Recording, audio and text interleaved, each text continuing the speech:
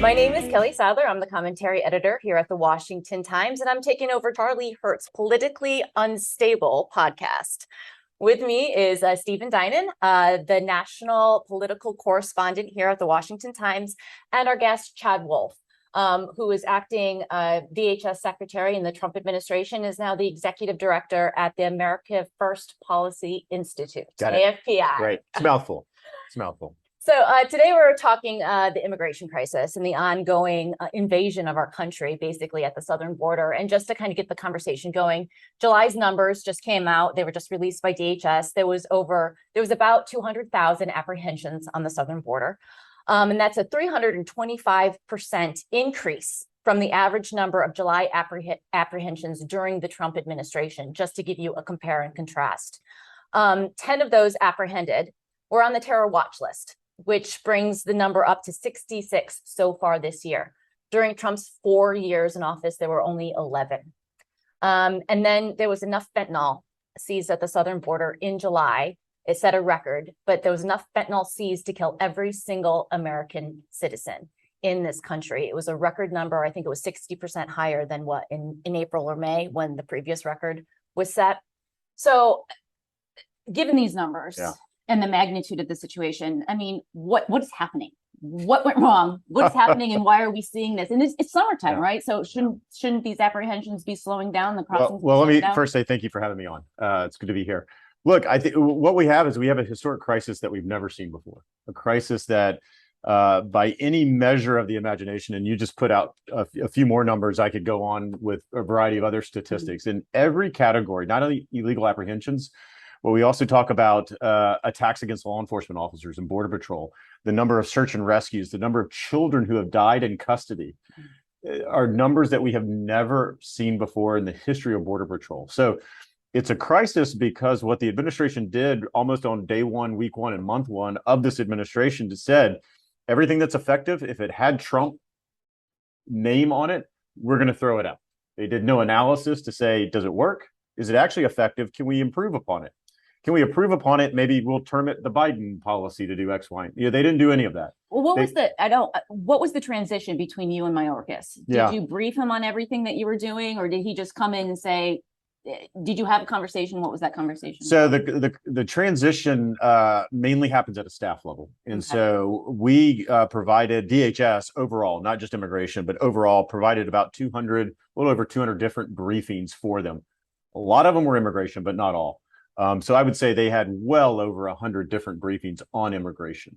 I had one conversation with him, and it sort of went like this. It was sort of, and when you do these briefings, it's not like the new team arrives and says, hey, we're going to do X, Y, and Z. What do you think of it? Right. So we're guessing what they're going to do. We can only guess based on a campaign what we think they're going to do. So we tailor the briefings that way to say, look, if you're going to do X, Y, and Z, I've kind of heard you talk about it. You need to know the implications of that. And so my conversation with then the nominee was, I'm not sure what you're going to do, but if you do half of what you campaigned on, that's going to be a problem. And here's why. We don't have Border Patrol stations, don't have the capacity to do it. You're going to run out of facilities at HHS. All of these things are going to happen because we lived and we breathed it in 2018 and 2019 during the crisis. I knew what was going to happen if he decided to reverse course. I knew what the cartels were going to do, what the traffickers were going to do. They're going to start pushing minors and families over in numbers that we've never seen before, and they've done that in spades. And if they decided to pull back Title 42, the list goes on and on and on. So we gave them all this information, and they said, hey, thanks. And as far as I can tell, and we gave them a playbook. We gave them binder after binder after binder of different policies that worked and ones that we had tried that didn't work. That the cartels could get around, or that the courts didn't like, or a variety of different things. And as far as I can tell, they put all of that in the trash. And they just said, look, we're going to stop building border wall. We're going to repeal the Remain in Mexico program. We're going to stop your asylum cooperative agreements. We're going to handcuff ICE from removing and deporting individuals. We're going to do everything. Like, you could not set up a better scenario for cartels to have their business model strive and make more money than they've ever seen before, than to do exactly what the Biden administration has done over the past 18 months.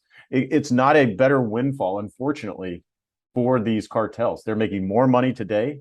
They have more money, more territory, and more power than they've ever had in the history of cartels. What's your guess for that number? I've tried to put a dollar amount on it from calculations. Do you have a guess for how much they're making off of the human? Well, I mean, it's hard, right? Yeah. They don't put out they don't put out their financials. So we know. I mean, it's millions a day. It's $1 million a day. Millions a day. I literally just crunched these numbers this morning. The average migrant in is paying it's somewhere $12,000 to $13,000 to $14,000 for a Central American. A Mexican migrant is paying upwards of $10,000, which is, I've tracked these numbers for 5 years myself, and that's way higher. You know, it used to be 5 years ago was $7,000, $8,000 for a Mexican migrant. Now it's over $10,000 per person. Not all that goes to the cartel, but probably 20% does. I mean, are we talking are we talking 2 billion? Are we talking 10 billion? Do you have a sense? I don't. The number I usually use is we're talking millions a day. Millions a day. Not a week or a month. And of course you can just add that up over the course of a year if you want to. But that's what's most concerning. It's not only obviously you're subjecting the migrants to a very dangerous journey. You're doing all this because you're selling them a lie, but at the same time you're enriching the cartels who are using these profits to smuggle vast amounts of fentanyl and other contraband across the board. It's all the same enterprise. So the money that they make on the human trafficking and selling, and the $10,000 to $12,000 per head, they are using to make either import from China or make fentanyl and push that across the border. So it's all this weird ecosystem that if you really want to attack the cartels, you cut off their money supply, right? You cut off that supply of individuals that they have to smuggle across, right? Then you focus on the drugs, and then you deliberately go at this a certain way. Biden administration is not doing any of that, unfortunately. They're just saying, we're going to provide you through our policies a way to make more money than you've ever dreamed of making. So when we say cartels, I understand they're bad. Are these are they like one or two big cartels? Yeah. Is it a bunch? Is it 50 or more that are operating small shops? How organized are they, and what's kind of the leadership look like, and how many individuals are in one cartel? Yeah. Like, what is that? So there's probably about somewhere between 3 and 5 major cartels that operate along the border, or at least in the vicinity of the border. Mm-hmm. They are complex, they are well armed, they are well funded, and they largely operate independently from the Mexican government. You've probably seen some firefights that they've had with Mexican officials. Mexican officials are underarmed, right? They're not on the same level as these cartels. So these are multinational corporations, as I like to talk about it. When we would change policies, I talk about border security is a game of whack-a-mole, right? Because you put up different policies and procedures, and soon the cartels will start to understand what that is. Well, how they employ lawyers, immigration lawyers that understand this, that understand the loopholes of our law better than we do. And so you can put up Remain in Mexico in one place and they'll figure it out, and then you put up something else. So it's that game you play at the state fair where you hit the mole and another one pops up, and you've got to constantly put up new procedures and new policies and stay ahead of the game. And the one thing, I say this often, the one thing that the cartels strive on is predictability. And the one thing that the Biden administration has given them for 18 months in a row is predictability. They're not doing one single thing on that border that's new or innovative in 18 months.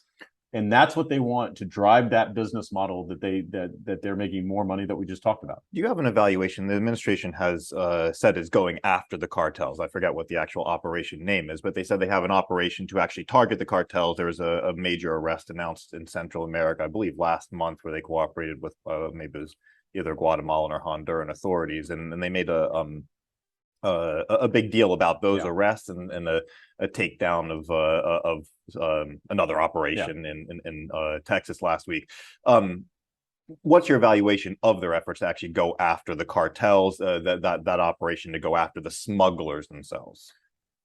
So I've looked at it a little bit. Look, that's usually handled at the law enforcement level inside the department. So that happens regardless of administration. Right. We certainly did that during the Trump administration. You have a lot of joint operations and investigations with our Central America partners as much as you can. The vetted units down there that we vet, even in Mexico to a certain extent. But it's not like, let's just do that and we'll solve the problem. You need the all of the above approach, right? So as you take down one cartel, 4 more will spring up to take its place. And so I think it's useful. I'm sure the law enforcement agents at DHS are doing their best to investigate and then take down certain folks, but you've got to reduce the demand. Is it any different than what was going on in your administration? The actual focus on cartels? Oh, I think yeah, absolutely. I mean, we would actually talk about it. We would go after it. No, I mean, their operation to go after them, is that different than what you all were doing? Do you notice an intensity? I don't notice, but a lot of that is not public. Okay. A lot of it is internal, and it happens. You know, DHS has a number of attachés in Central America and Mexico, and they work with the local folks there to do these law enforcement operations. Okay. I'm not sure that that's changed because that really isn't handled at the political leadership level. Okay. That's handled at the sort of the mid-career folks. But what they are looking for is for actual leadership and direction to go after them. I think the Biden administration is putting a lot of effort into that because they know they aren't actually making the changes along the border that are needed, right? And I say this often, right? You have partners in Mexico and Central America, and if you are DHS or the United States government, you're talking to them every day, or you should be talking to them every day. But if I'm in Central America, I'm saying you're leaning on me more and more every day to do more. Got it. We did it in the Trump administration. I mean, we did very aggressively to lean on them to do more. But if I'm them, I'm saying, well, why are you asking me to do more when you're doing less on the border? When you're not enforcing your law, you're not actually trying to stop this problem. You're actually encouraging them to come through my country, Guatemala or whatever it might be, Mexico, on the way to the border. Why don't you actually enforce the law? Hold people, you know, to consequences that will make my job easier. So I think we have a lot of our Central American partners that are very frustrated right now with the Biden administration. This is maybe an inartful question, but if you were looking at, so there's a discussion about the cruelty of Remain in Mexico and the people who were pushed back across the border to wait for their immigration cases to go through, and there are several human rights groups that have done reports on some of the abuses they faced. Sure. If I were asking you to sort of stack that up, Remain in Mexico situation, and I guess Title 42 expulsions versus the current border situation, a much more open border, which is more dangerous to the migrants and which is more dangerous to sort of that border region? Is there a way of Well, I would look at it. The answer to that is the current system, and I'm on record as saying what the Biden administration is doing is the most inhumane system we have ever seen, right? Because they are encouraging, depending on their policy, depending on their message of the day, or just their actions, they're encouraging more and more of those individuals to make that dangerous journey north. And in numbers, I mean, you almost 200,000, but it's actually been north of that for numerous. Yeah. We've never seen that. When people hear these numbers, because they hear them so often, I think they become immune to them. When you have 200,000 apprehensions, 70,000 in the Trump administration was a full-on crisis. And we were trying everything to get those numbers down.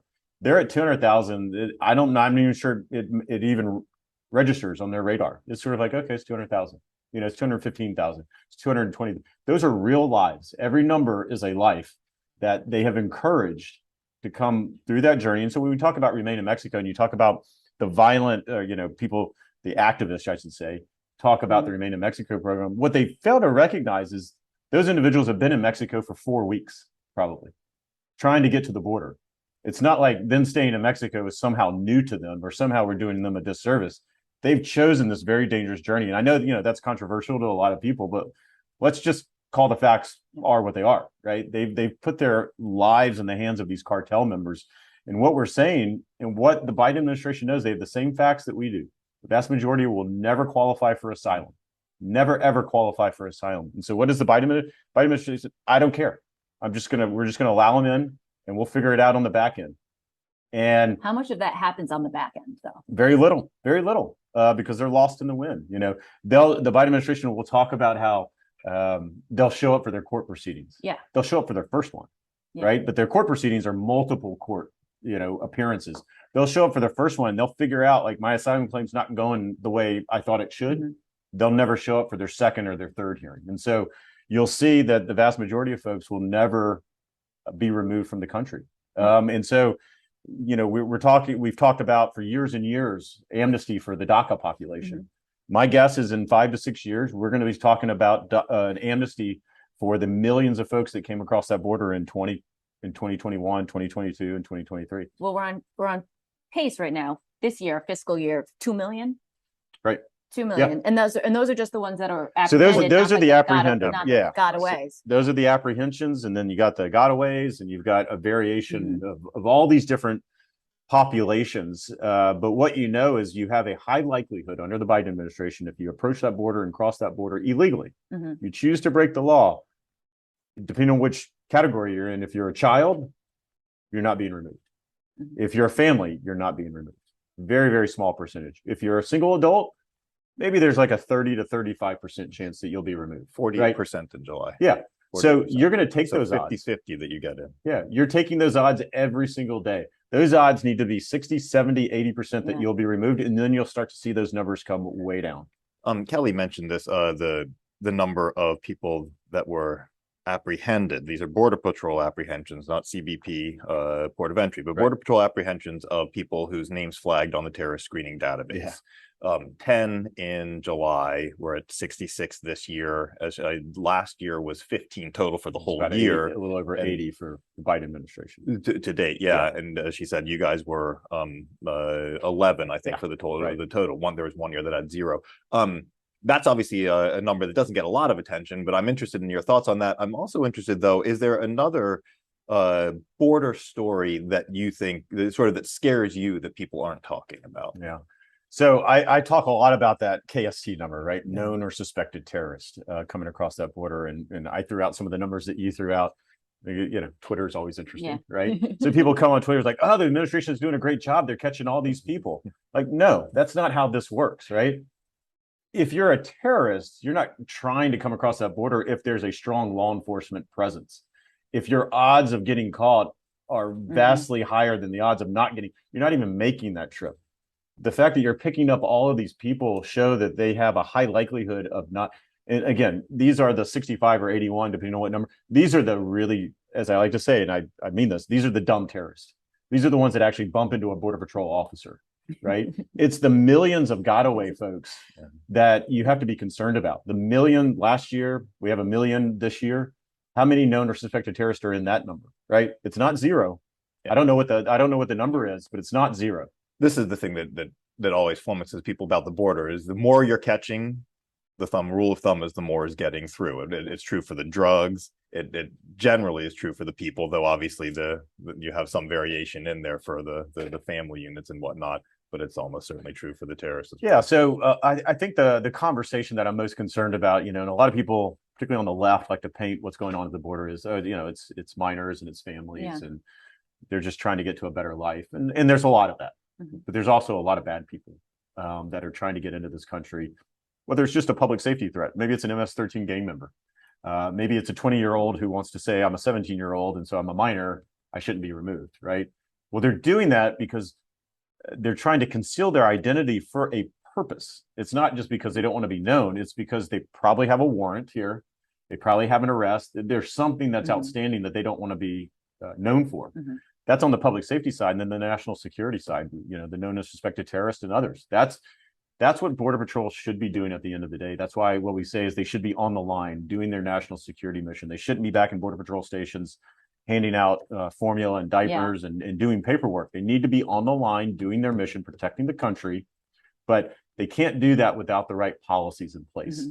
You give them the policies, you give them the resources for them to do their job, and they'll do it. And you got to give them the leadership and the will and the backing to do it. And they're just, across the board, none of that is happening. So I'm sure a lot of Border Patrol agents that have stayed on duty. Kind of what is the morale? Do they need more help? You said, when you were doing the transition that if you guys did this, you're going to flood these centers. You're going to have backlogs. Are they well staffed? What's the morale like? Or have they just become basically processing agents? Yeah, the morale is tough. I would say it's probably the worst that, of course, it's the worst I've seen, but I've talked to folks that have been in the Border Patrol for 20, 25 years. It's the worst they've seen.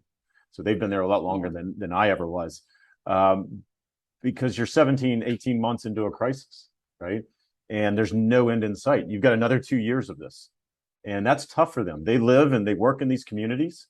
And they bring this back home. They see the number of children that are dying every day. The number of rescues in the desert and on the river have increased dramatically, 100, 200%. And that affects you personally. And they don't see, and then they see their leadership back in DC, their political leadership, get on a TV camera or somewhere else and say the border's closed and the border's secure. And then they're looking around, they're saying, what are you talking about? It's nothing, anything but secure. We have no operational control over the border. Like, help us, please help us. And I used to say, you know, Border Patrol figurative, well, they do have a tool belt, but if you had a tool belt and you had a number of tools on your belt that helped you do your job, one by one, they've been taken away and thrown in the trash. You know, whether it's the wall, whether it's the Remain in Mexico, the asylum cooperative agreements, it's PACER, it's HARP, it's all these different programs that we had. Slowly but surely, Biden administration has dumped them all. The only one left is Title 42. And they're in court trying to get that, you know, Remain in Mexico is gone now. They're trying to get Title 42 pulled down. And so if you're a Border Patrol agent, you're like, well, what is next? What am I supposed to do? How am I supposed to do my job? And so that affects morale, retention, recruitment across the board. And I've heard people say, well, you know, they should just all walk off the job and protest. Yeah. I think that's a good political statement. That's not good for Americans. Yeah. You know, we need capable people there doing their job, but we need the right political leadership actually making the right decisions for the right reasons. So let's say Republicans take the House and Senate this year. Yeah. What can next be year? Oh yeah, Well, yeah. Elections, but Elections yeah, right. this year, they're in control next year. What can they do from a legislative perspective that would kind of stop the pain and suffering there for the next 2 years? Because you're right, with Biden in the White House, he's indicated he's not changing course or changing policy or anything. But like, what I think that would really depend if you got 60 in the Senate or not, right? Can you actually get legislation through there? But there's a number of things that you could legislate that would fix this. I would focus on three things, right? You give Title 42 like authority to DHS, right? Right now it's at HHS with the CDC. I don't say you give Title 42, you give a similar type authority that if you reach a certain number of illegal apprehensions, perhaps over a 7-day average, then you can utilize that type of authority. We know it works. We know they don't like to use it. So you mandate that they have to use it. You mandate that Remain in Mexico goes back into place. You don't say shall, or sorry, you don't say may, but you say they shall implement it. Remain in Mexico can work. It can be improved upon. We gave, through the State Department, a lot of financial assistance to Mexico to improve their shelters. We were working with UNHCR and others to go in there to improve the situation, improve the security. There are things that you can do to make that program successful if you want it to be successful. And then the third one is obviously build the wall. The wall works in certain locations. In certain areas where it's hard to patrol, you need physical infrastructure there, so you don't have to waste agent, officer, and time there. You can redeploy them to other areas. You get a return on investment immediately. The apprehensions numbers always go down wherever you build new border wall system. It's not effective everywhere, but it's effective in some places. Do you But then I would say oversight. Yeah. Oversight is critical. I mean, you know, we talk about, there's been no accounting for why did they specifically institute a program that has led to the worst border crisis we have ever seen. I think the American people would like to understand, why did they do that? What grade would you give Mayorkas right now? Oh, it's an F. I don't know how you look at any of the metrics out there and say that it's a passing grade. It's hard to say. How has it improved the situation along those communities? The fentanyl inside our country, like, on what measure is it a passing grade? I don't know that there is one. I mean, there's been calls from Congress to impeach Mayorkas because he's not upholding our laws at the southern border. How do you feel about that?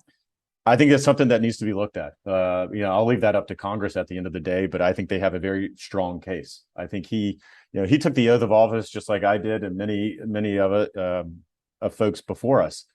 And he hides behind, and other elements of DHS hide behind this, it's discretion in the law. We've got a lot of discretion. We can do a little or we can do a lot. And, he talks about being a former prosecutor, couldn't prosecute everyone. Well, but that doesn't mean that you exempt whole classes of individuals from your law, right? Yes, we don't stop and we don't prosecute everyone who speeds, but we also don't say if you're between the age of 18 and 25, you can speed all you want. We're just not going to apply the law to you, right? That's what they've done essentially with immigration law, that if you came across the border in this time period, or if you're a minor in this, we're not going to remove you. You're sort of exempt from all of our laws. And so it's just a very, very strange way of looking at border security I know why they're doing it. I mean, it's a plan. It's a plan they have put in place. They continue to talk about how they're executing on their plan. So it's not by happenstance. It's not because they're dumb or they don't know what they're doing. They know exactly So what they're doing. what is Why their are they plan? doing it? Yeah, Yeah. what is the plan? Well, it's a couple of different things. One, they don't like anything that the Trump administration did. Two, they don't like immigration enforcement. They don't believe in it. I mean, just look at what they're doing to ICE. You know, they're not abolishing ICE, but they're essentially abolishing ICE through policy memorandum. They don't like immigration enforcement. They think that however someone comes to the border, gets across the border and remains in the US should stay in the US. That we are that welcoming nation. And that's just, and I have to remind them, and I did at the time, that's not what the law says. So I understand that may be your position, go change the law, and then DHS will change accordingly. And so, and then I think at some end point, I think someone in the White House thinks it's going to be advantageous to them politically at the end of the day. And I think they're wrong on that. Politically, as in it's an election winner to have this policy, or Yeah. the people themselves are a political winner? I think it's all these folks that, you know, we're allowing them to stay here, that somehow they're going to support us in a future election.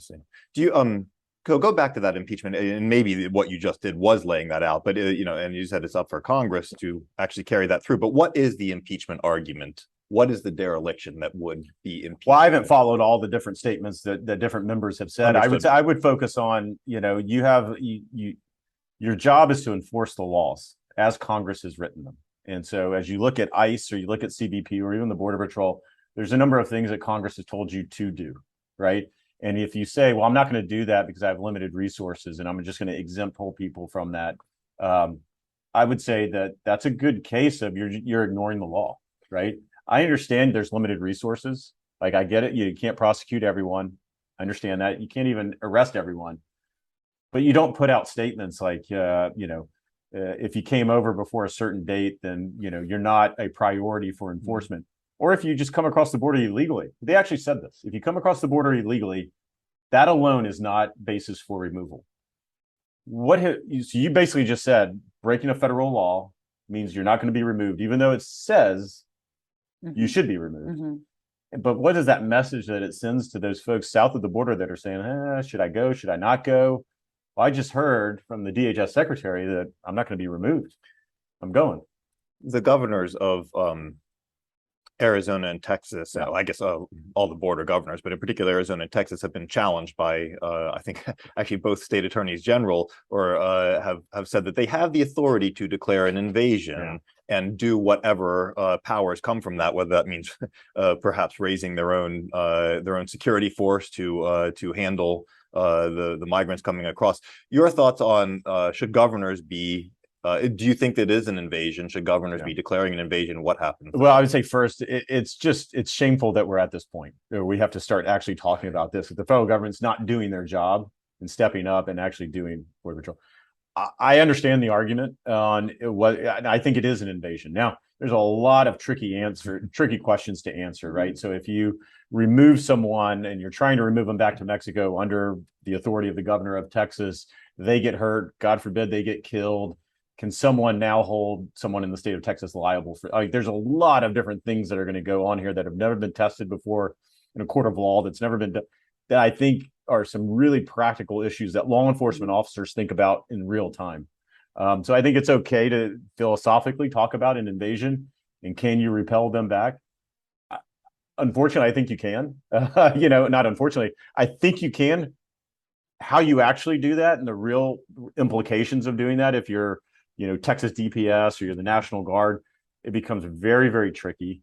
What do you do with the AG's office? How are you protecting those? Are you indemnifying people? Like, there's a lot of real world implications there that it's a lot harder than just simply pushing people back. I imagine it'd be a different administration with the cooperation you might get on that from Homeland Security. Would be a lot easier to actually have Homeland Security do the actual. Well, that's what they should do. That's what the INA says to do. Like, that's the reason why we have flights from ICE into Mexico, back to Central America.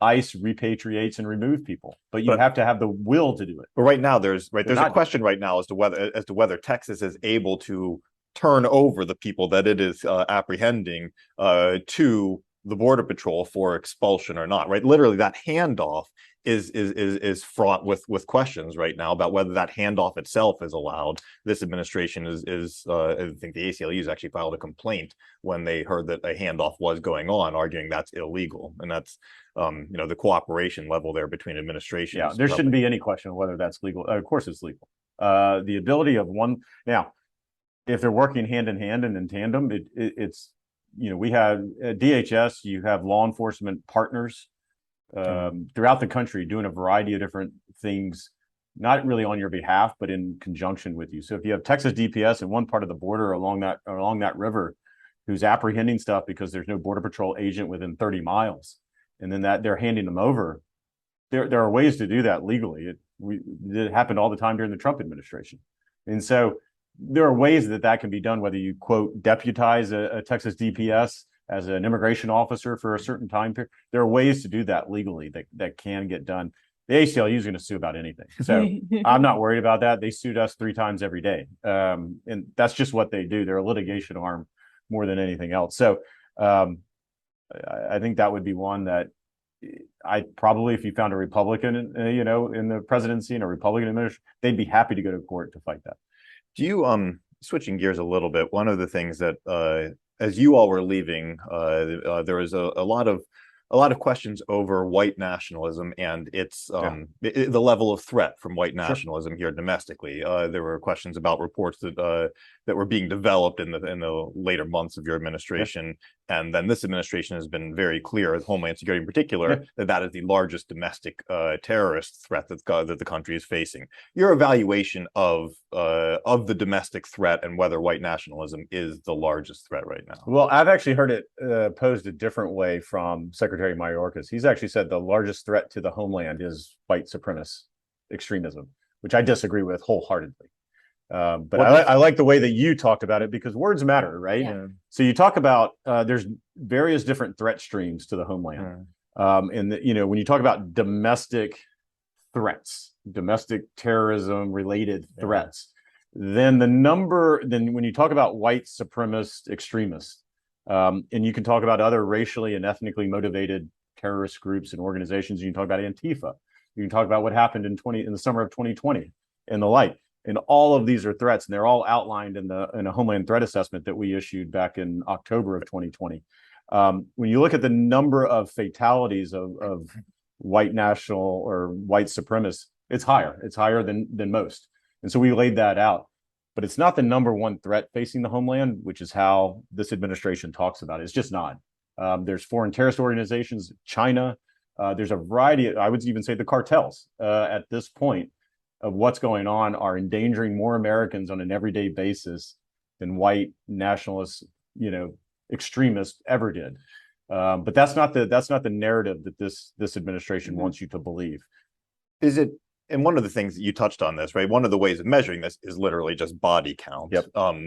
And I don't know if that's the right way or not. Do you, in terms of, is that the right way for measuring? So if you do limit it to the largest domestic terrorist threat, is body count the right way to measure that? Or what would you say the largest domestic terrorist threat is? So measuring is very difficult, right? Because there are certain categories, and DHS doesn't really measure any of this. Which is why, as you point out, that assessment that was released mentioned the domestic, the white nationalist terrorist threat, but I don't recall you all rating it the way that it has been rated. No. That's why I'm looking for a reality check on whether and it's very difficult because for the most part, DHS doesn't carry any of these categories. All of these categories come from the FBI.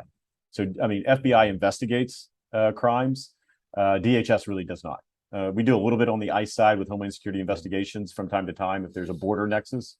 But a lot of our data, a lot of DHS data comes from the FBI, and they have certain categories that they track. Guess what? One of them isn't Antifa. One of them isn't those types of groups on the left.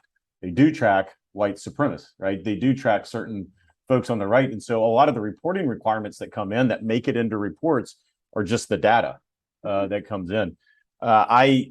One thing that was in our Homeland Threat Assessment, I made sure that was in our Homeland Threat Assessment, was the events of 2020. And so if you talk about threats to the homeland and you talk about threats to businesses and everyday Americans and the rioting and the looting that we saw in the summer of 2020, I thought in a Homeland Threat Assessment issued in needed to have that in there. The American people needed to understand what the threat was to businesses and to everyday Americans.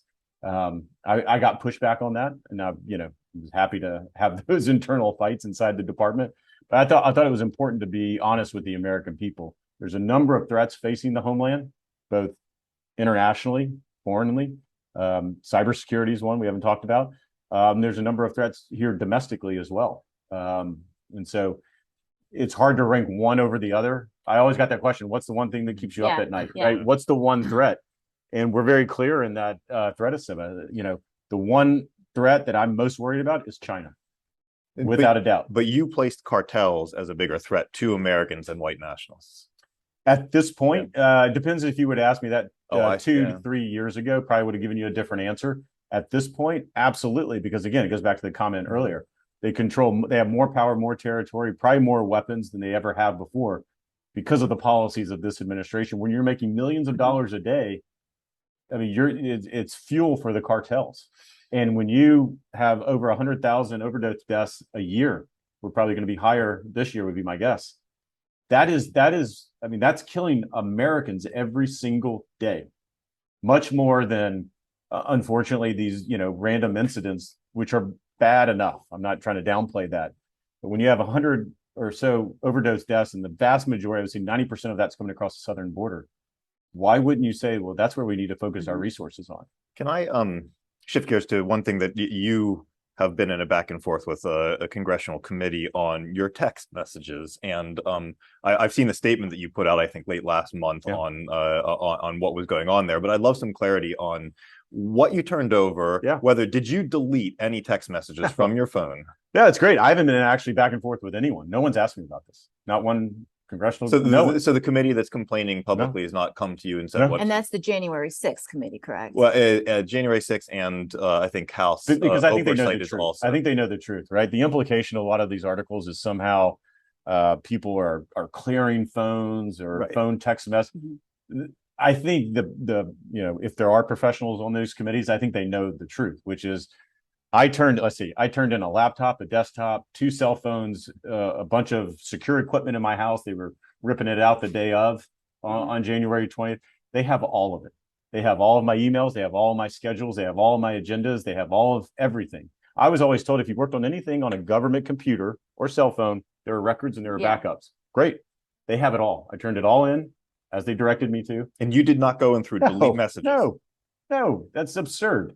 First of all, I assumed everything was backed up on a different server. I'm surprised it's not, frankly. But when you have the Secret Service that evidently has some issues, right? You have the Undersecretary of Management office at DHS. You now have, I guess, the acting secretary and the acting deputies. Seems to be a larger IT issue at DHS that they need to talk about. It was never addressed when I was there. There was never discussion of.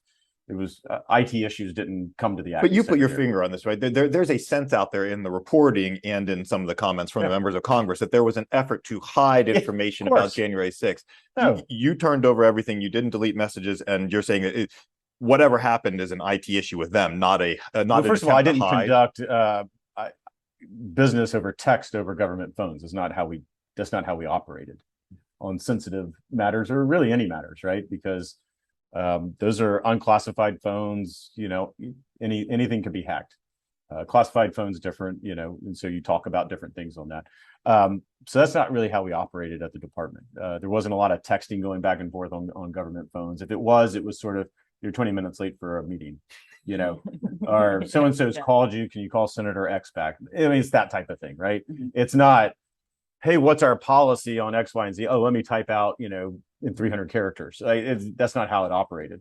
So no, but everything was turned over to the department.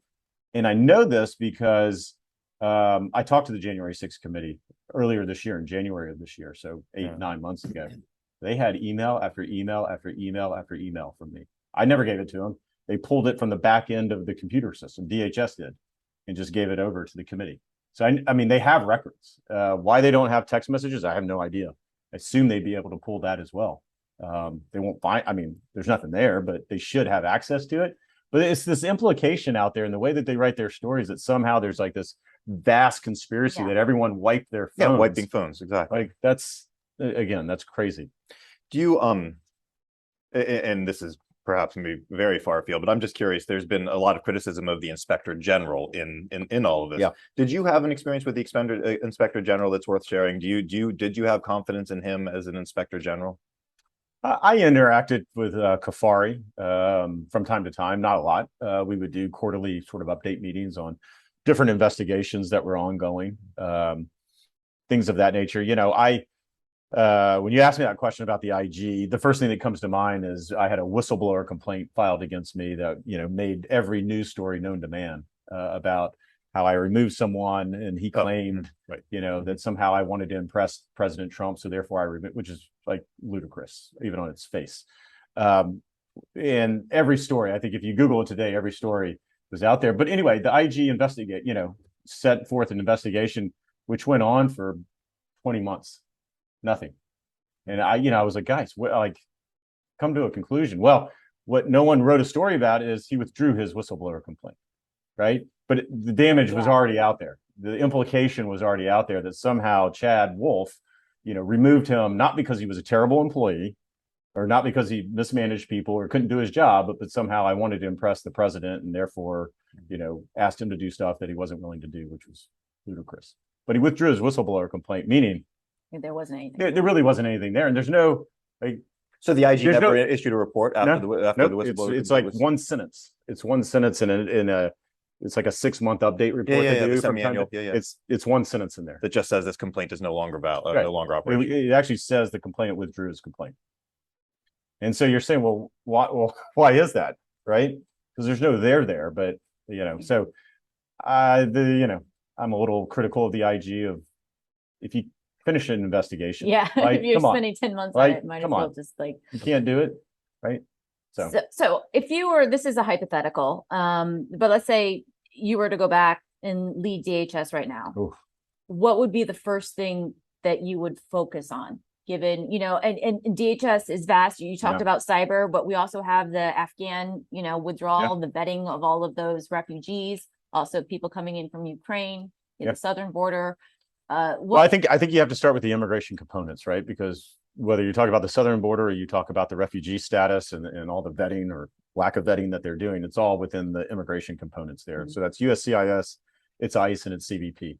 And so I think it starts there. I mean, CISA, which is our cybersecurity, DHS is cybersecurity, TSA, FEMA. Yeah, I don't see that there's any big issues. Mm-hmm. As a secretary or an acting secretary, you focus your time and attention on what's broken. Mm-hmm. You don't really go to the places that are working well. You go to what's broken. And as far as I can tell right now, is what's broken is the immigration process. Whether it's that southern border, it's the Afghan crisis that we had in bringing people in. First, I would talk with the law enforcement officers and say, there's a change in mentality here. We're actually going to enforce the law, guys. We're going to allow you to do your job. And look, if you screw up or you go overboard, we're going to hold you accountable. But we're going to allow you to do your job. I'm not going to put constraints on you. I'm not going to tell you can't, remove this person and focus on this person. Like you get to do your job. And that's what we did in the Trump administration.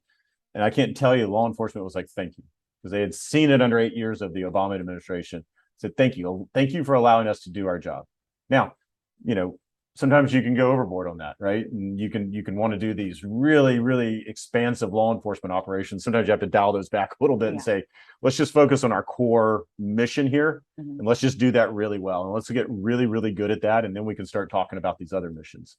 But I would give them some leadership and say, you're going to have my backing. I'm going to go on TV or radio, or I'm going to go into the White House, and I'm going to fight for you and your ability to do your job. And we're going to get this crisis under control. It's not going to happen overnight.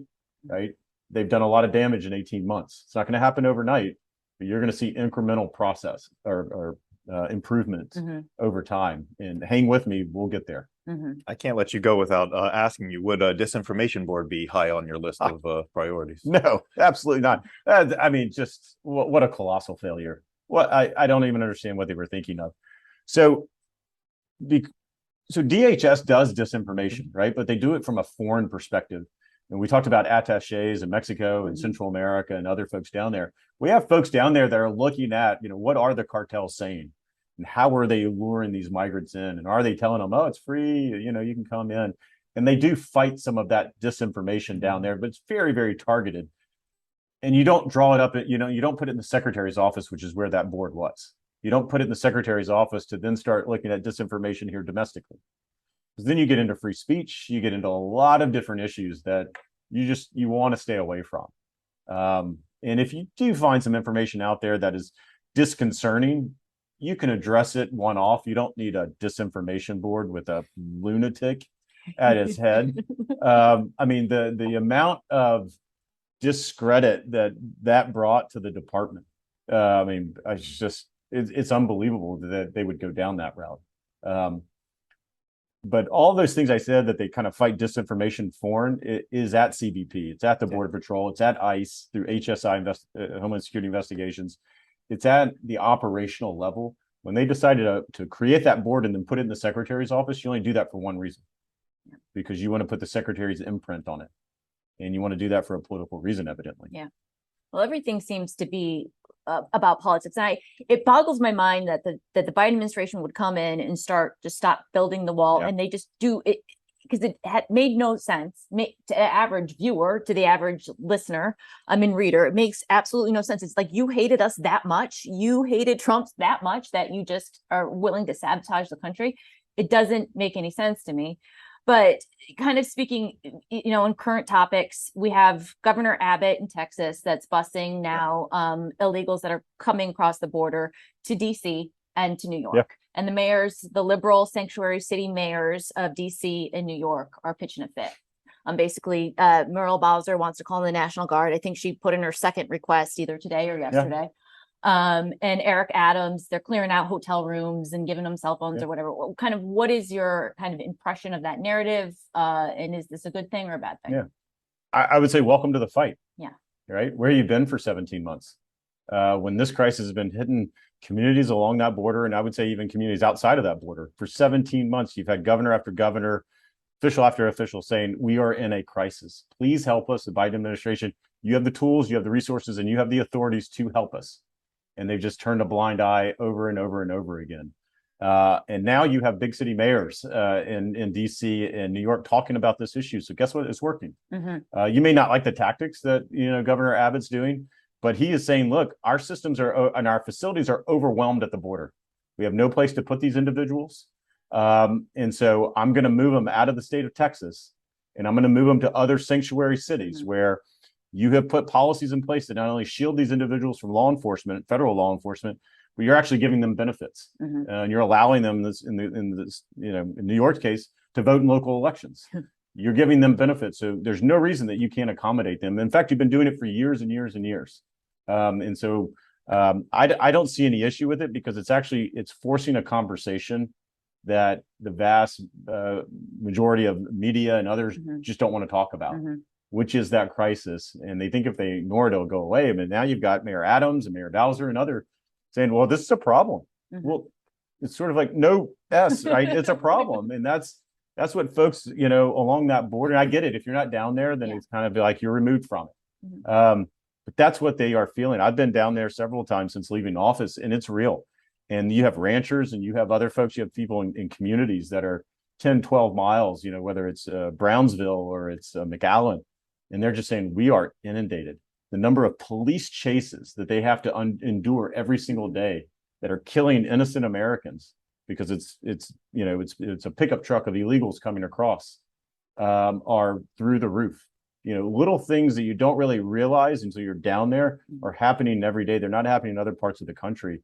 And I think Governor Abbott, Governor Ducey, and others are like, what can I do? Yeah. What can I do about this? Let's start a national conversation about it. You have any other questions?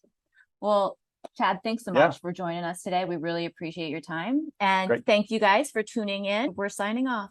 Have a good day.